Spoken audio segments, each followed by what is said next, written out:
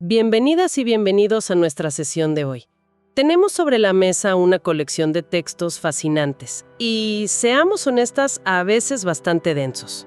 Son las antiguas crónicas de los reyes de Israel, que a primera vista podrían parecer, no sé, un listado interminable de reyes, guerras y genealogías. Pero si uno se acerca y mira con atención, empieza a notar que hay un patrón, una especie de código, digamos, un sistema operativo que corre por debajo de todas estas historias. Esa es una excelente manera de enmarcarlo. No es historia en el sentido moderno, de solo registrar hechos. Es una teología de la historia.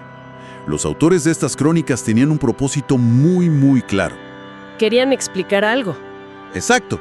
Querían explicar por qué a la nación le iba bien o, bueno, le iba mal. Y para hacerlo construyeron una narrativa con reglas muy definidas. Una lógica interna que conecta las acciones con el destino de una forma increíblemente directa. La primera clave. La primera clave, y yo diría que la más fundamental, es un principio que podríamos llamar de reciprocidad divina. Reciprocidad divina. Suena importante. Lo es. Es la idea de que cada acción, especialmente la de un líder, genera una reacción directa y proporcional del plano divino. O sea, no hay casualidades. Todo es causa y efecto. De acuerdo. Causa y efecto. Y me imagino que el mejor lugar para ver esto en acción es con el rey más famoso de todos, Salomón. Su historia inicial es casi un caso de estudio perfecto de este principio, ¿no? Absolutamente. La historia es conocida, pero los detalles son la clave. Al principio de su reinado, Salomón tiene un sueño en el que Dios le ofrece, básicamente un cheque en blanco. Le dice, pídeme lo que quieras. Uf, la pregunta del millón. Imagínate. Y aquí es donde la mayoría de la gente pediría poder, riqueza, una vida larga, la derrota de sus enemigos, lo típico. Claro, el combo completo del rey exitoso. Pero él no pide nada de eso, pide sabiduría para gobernar, para poder discernir entre el bien y el mal y guiar a su pueblo. Una petición increíblemente desinteresada. Y ahí está la clave de la reciprocidad. La respuesta divina es fascinante.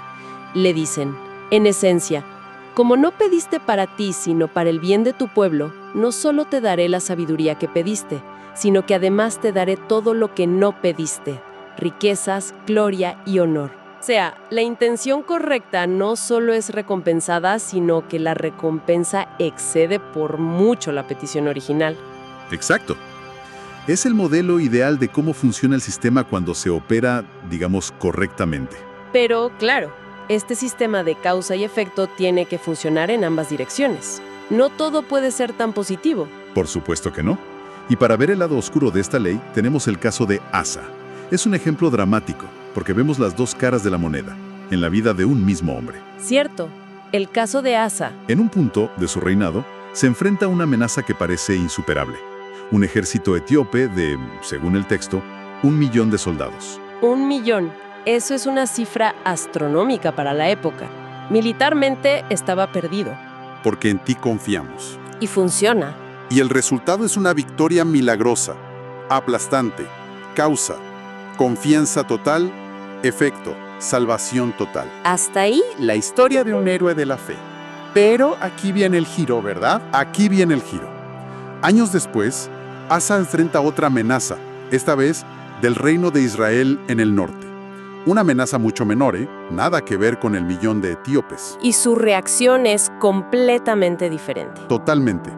En lugar de orar y confiar, adopta una estrategia puramente política, pragmática. ¿Qué hace exactamente? Bashgentlo saca la plata y el oro de los tesoros y los usa para sobornar al rey de Siria, para que ataque a su enemigo israelita por la espalda. Y bueno, desde una perspectiva militar, funciona. Problema resuelto, podría pensar uno. Claro, el rey de Israel tiene que retirarse, pero para los cronistas esto fue un desastre espiritual. Cambió su fuente de confianza. Y ahí es donde la reciprocidad se activa de nuevo. De inmediato. Pero en negativo, un profeta lo confronta y le dice unas palabras que son el corazón de esta filosofía. Le dice, los ojos del Señor recorren toda la tierra, para fortalecer a los que tienen un corazón íntegro para con Él. Has actuado como un necio y por eso, de ahora en adelante tendrás guerra. Uf, qué duro. La misma fuente de su increíble victoria anterior ahora es la causa de su desgracia. Exactamente. Cambió la causa y el efecto cambió drásticamente. El patrón es implacable. Ok. Entonces, tenemos esta ley casi de hierro. Si haces el bien, te va bien. Si haces el mal, te va mal. Pero eso plantea una pregunta obvia. ¿Y las segundas oportunidades? ¿Un error te condena para siempre? ¿No existe un botón de reinicio? Esa es la pregunta perfecta, y nos lleva directamente a la segunda gran regla de este sistema, que es casi más poderosa que la primera. El poder transformador del arrepentimiento. ¿El arrepentimiento? Sí. Si la reciprocidad es, digamos, la ley de la gravedad de este universo, el arrepentimiento es la capacidad de desafiar esa gravedad. Y para ilustrar esto, creo que tenemos el caso más extremo y sorprendente de todos, el rey Manasés. Sin duda. Si los cronistas tuvieran una lista de los peores villanos, Manasés estaría en el número 1, y con ventaja. La descripción que hacen de él es terrible. Es brutal.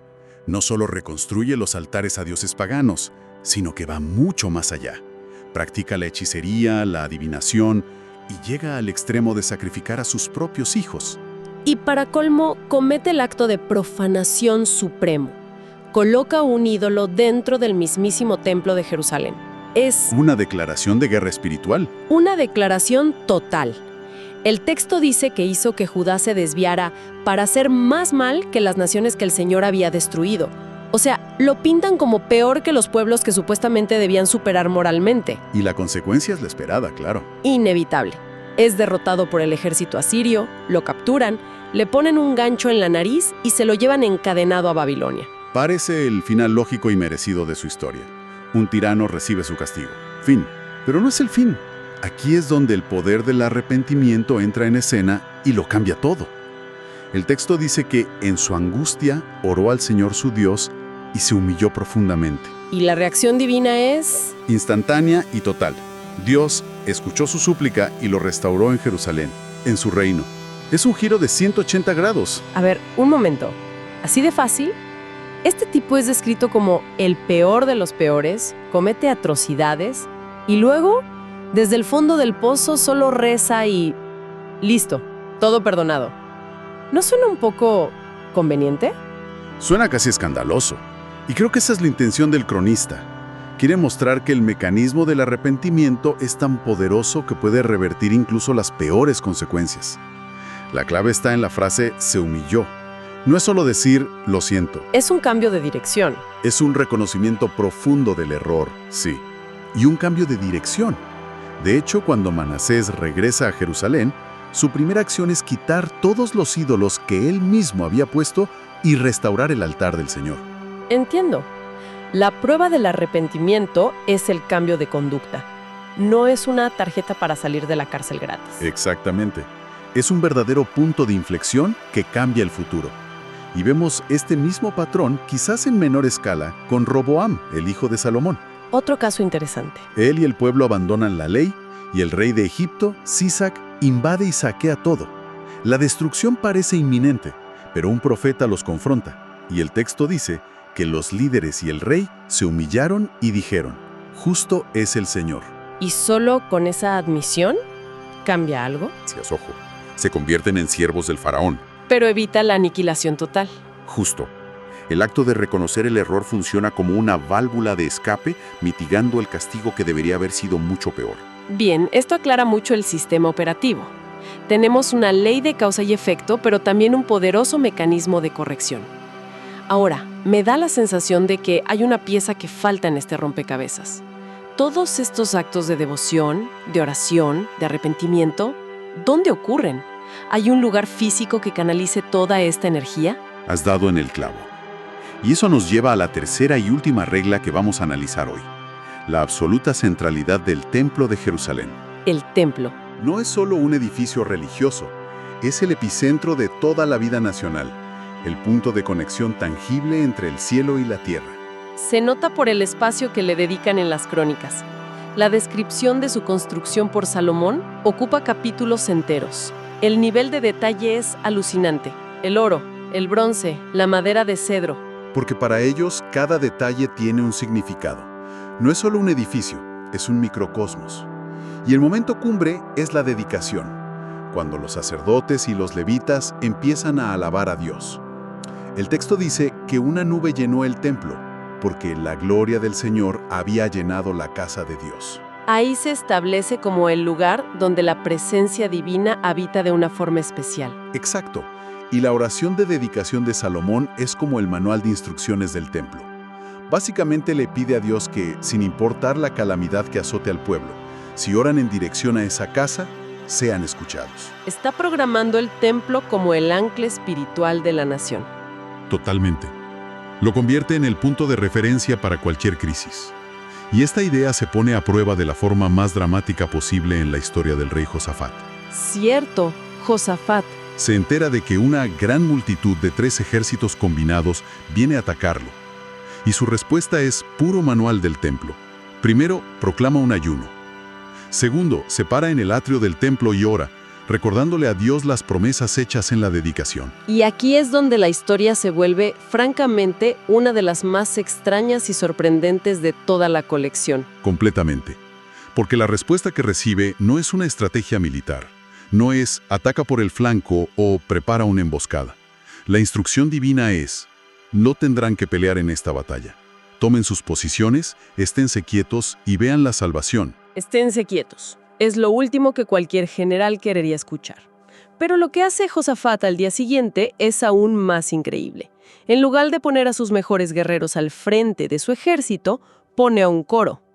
Imagina la escena. Estás frente a un ejército gigantesco que viene a aniquilarte, y el plan no es afilar las espadas, sino afinar las voces. El texto dice que designó a los que cantaban al Señor para que lo alabaran, y salieron al frente del ejército cantando. O sea, su estrategia de batalla fue un concierto. ¿Es una locura o una genialidad? Es la máxima expresión de la lógica de los cronistas, y lo que sucede después es la prueba. El texto dice, en el momento en que comenzaron a cantar y alabar, el Señor puso emboscadas contra los ejércitos, y se destruyeron los unos a los otros. Increíble. La victoria no se gana con la espada, sino con la alabanza dirigida hacia el templo. La batalla principal no es física, es espiritual, y el templo es el cuartel general. Y este enfoque en el templo no es un caso aislado. Vemos que los grandes reyes reformadores siempre empiezan por ahí, ¿no es así? Siempre. ¿Cuál es la primera acción del rey Ezequías cuando quiere sacar al reino de la idolatría? Reabre las puertas del templo, lo limpia y lo vuelve a consagrar. ¿Y el rey Josías? Lo mismo. ¿Qué hace cuando encuentra el libro perdido de la ley? Lo encuentra en el templo y desde ahí comienza su gran reforma nacional. La restauración del templo siempre precede a la restauración de la nación. Es la pieza central del tablero. Entonces, si juntamos todas las piezas de este código que hemos estado descifrando, tenemos un sistema muy claro. Hay una ley de reciprocidad directa, hay una vía de escape casi milagrosa a través del arrepentimiento, y todo este drama cósmico, toda esta interacción, gira en torno a un eje físico y espiritual que es el templo. Esa es la síntesis perfecta. Es una visión del mundo donde la historia no es un caos de eventos, sino que tiene un propósito moral y una estructura. Las acciones tienen consecuencias, pero el destino no está sellado. La capacidad humana para elegir, obedecer, rebelarse o arrepentirse es el verdadero motor de la narrativa. Y el templo es la interfaz, por así decirlo. Pero es clave lo que mencionabas al principio. Esto no es solo un cuento. Los autores tenían una intención. ¿Por qué construir un sistema tan ordenado? Y esa es la pregunta del millón, la que le da sentido a todo. Es muy probable que los cronistas estén escribiendo después de uno de los mayores traumas de su historia, la destrucción de Jerusalén y el exilio en Babilonia. Están escribiendo desde las cenizas de una catástrofe. Justamente, están tratando de explicar qué fue lo que pasó. Están construyendo una teología para responder a esa catástrofe. El mensaje implícito es potentísimo. Están diciendo, no perdimos porque el Dios de Babilonia fuera más fuerte que el nuestro. No fuimos víctimas de un destino ciego. Perdimos porque nosotros rompimos las reglas. Es una forma de tomar responsabilidad. Y de recuperar la agencia sobre su propio destino. Claro, porque si ellos fueron la causa de su propia caída, también pueden ser la causa de su propio resurgimiento. La historia se convierte en una herramienta para dar sentido al presente y ofrecer una hoja de ruta para el futuro. El mensaje final es de esperanza. El sistema sigue funcionando. Si volvemos a la confianza, si nos arrepentimos, podemos reconstruirnos. Lo que nos deja con una pregunta bastante potente para reflexionar. Estos textos proponen un modelo donde el destino de toda una nación está íntimamente ligado al carácter moral de sus líderes y a la respuesta colectiva de su pueblo. Si sacamos esto de su contexto antiguo y religioso por un momento, ¿qué vos dice este modelo sobre la relación que existe entre el liderazgo, la responsabilidad de una sociedad y las consecuencias a largo plazo que generan nuestras decisiones colectivas? Si le ha gustado, comente amén si desea más videos así.